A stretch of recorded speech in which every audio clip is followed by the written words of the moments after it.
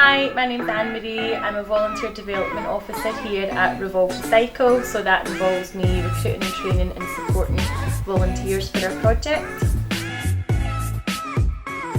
I'm Caroline, I'm the Sustainability Education Officer. My main role with Revolve Recycle is educating mostly young people and coordinating our workshops.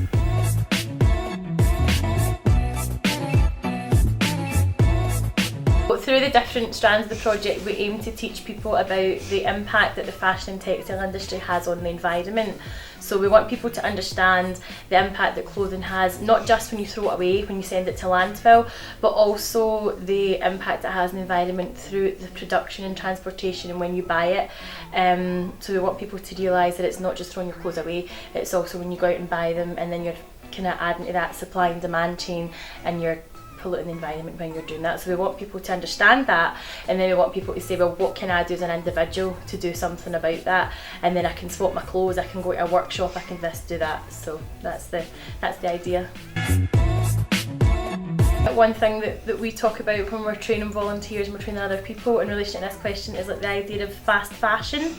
So the fashion industry changes all the time, so obviously the fashion industry is looking to make money. So it does that by changing trends all the time, and then everybody obviously wants to be on top of what's trendy, what's cool. So, you know, every season people are, oh, this is in this season, so I'm going to buy this, I'm going to buy that, I'm going to buy the next thing. It's put over in such a way you think, I want that, I've got to have that, or everyone else has got it, or it's on Instagram, so I need to have that. And I think the fashion industry is very good at getting people to respond to that, and then people say, I need this, I want that, I want the next thing. Especially when it's cheap, you know, like Primark, New Look, places that give you trends but give you them cheap, so you can just buy and throw away and buy and throw away, and it just keeps kind of rolling on like that. The main reasons for it is that sort of society these days, it has become a lot more individualised, and it is all about like kind of how good we look, how good can we look compared to the next person, and what have I got compared to the next person. And it's just this sort of like, it's a cliche thing to say, but the keeping up with the Joneses thing, and everybody wants to be on trend, and I think that's part of a big reason, you know, for why it's like that.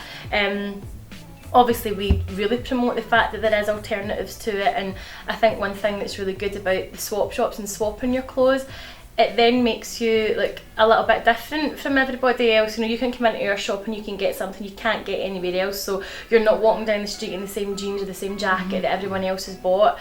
So there is alternatives there, and it's not just about your carbon footprint in the environment, but it's also about you as well. And I think as well the way we kind of promote ourselves and the shops themselves are created like boutiques. Yeah. So kind of like Anne-Marie was saying, we make them very kind of looking individual and maybe more kind of like vintage kind of boutiques. Like a charity shop. Yeah. And we make sure that the stock that we put out is of high quality. The clothes and things that we don't use go to another charity called Nathan's. So we do really try our best to make the shops look kind of high-end boutiques, and I think that makes such a difference to the customers that come in, and they comment on that too.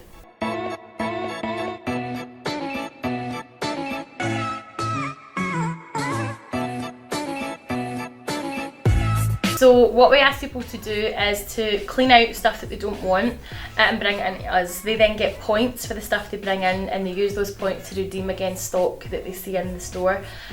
What we also do as an incentive sort of to get customers in is the first time you come in and you show an interest in the shop, we give you 5 points there and then. So we know you're not walking down the street with a bag of clothes ready to swap, but like yourself or someone comes in and they're intrigued and we want to keep that person. So we say, there's your 5 free points, they take stuff away. But what it also does is they leave and they think, I've literally just walked out this shop with this dress or this jacket, so they feel they have to then go get stuff out their house and bring it back, so it kind of brings them in from the start as well. But we do market it as free clothes because it is free. All you need to do is bring in what you're finished with, and then as Caroline said earlier on, we'll either put it into the shop, it'll get used at a workshop, or it'll go to Nathan's, it'll go on to somewhere else, so nothing that comes into us gets wasted, and then you're benefiting by getting something that's new to you. So that's how it works.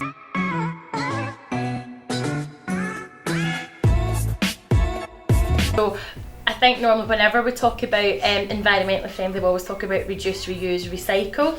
And you can apply that in this context as well. So the first thing when it comes to reduce, the ideal goal for us at Revolve would be if we could reduce the amount of clothes that people actually buy, then the fashion industry would produce less. So the emissions and the impact on the environment would be less. But obviously the fashion industry is so huge, that's a big hill to climb. But that's the first thing we'd ask you to actually reduce the amount that you buy, because then that cuts down the supply for fashion in the first place. So reduce what you buy. Reuse what you've bought. So if you have stuff, you know, like you see this sort of all the time, you know, perhaps if you've got jeans that no longer fit you, what else could you do with your jeans? Could you make them into shorts? Could you bring them along to a workshop and make them into a bag? So reuse what you've got. If you've got a dress that doesn't fit you up here anymore, can you just make it into a skirt? So we ask you to do that as well. And then obviously finally to recycle, and just to make sure that you're keeping your clothing out of landfill. So that is another thing that we try to push, that the damage is already done by the time you own the clothing. If you then put it to landfill, you're just increasing the damage that's done, so make sure you recycle. And obviously using the kind of reduce, reuse, recycle when we're educating young people and going into schools, it's about children then passing on that message to their parents, because it's all very well us saying to the young people, this is what we want you to change, these are the changes we want you to make, but usually 9 times out of 10 it's the parents that are making the mistakes, and course, yeah. and they're the ones that are responsible for the waste. So it's about making the message really simplified for the young people, for them to pass it on to the parents. So even if it's making small changes, taking their clothes to a charity shop or a swap shop, or again keeping their fabrics for other things, for upcycling, recycling. So it's for the message going out to young people, it's making it really simple and fun for them to be able to understand and then pass it on. Cool.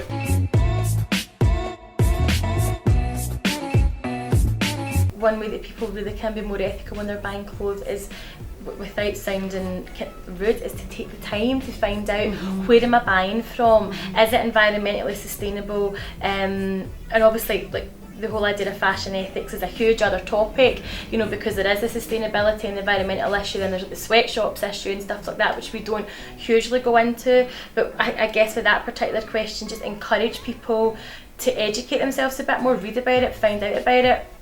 There's a UK initiative called, I don't know if you guys know about it, the Sustainable Clothing Action Plan. And it's like a body of people that have all signed up to this plan from the private sector, the public sector and the third sector, so people like ourselves, and they've all kind of come together to say what can we do in making the fashion industry more sustainable within the UK. So if people want to know more about fashion ethics and stuff like that, then looking at that would be a good place to start. And there's lots of big names that you would recognise that have signed up to it: Selfridges, Marks and Spencer's, British Heart Foundation, stuff like that, H&M. So it's the Sustainable Clothing Action Plan is a good place to look at. H&M's a good point as well. They're trying to be a lot more ethical with their fashion. They've got the H&M Conscious programme, and obviously we don't want to contradict ourselves here. We don't want to encourage people to go out and buy, but if you have to go out and buy, then try and pick somewhere that does have something like that. But definitely in terms of being more ethically aware about your fashion, look into it and find out about it. There's so many blogs and stuff like that out there where you can find loads of information about stuff like that. I think as well, following on from that, what we say to the children, young people in the schools, is even looking at labels on their clothes, and when they are going into shops and looking where that item of clothing has came from, looking at when we're talking about the manufacturing and the distance that it's travelled, but also, as Anne-Marie's saying, is like doing a wee bit of research about it. Obviously you're not going to maybe Google something when you're about to walk into a shop, but just being more mindful about where it's came from and looking at why is it so cheap, why is an item of clothing so cheap, and looking behind that. Obviously it's been cheap labour of the country that this came from. Again, I suppose it's just being mindful and going down to your local swap shop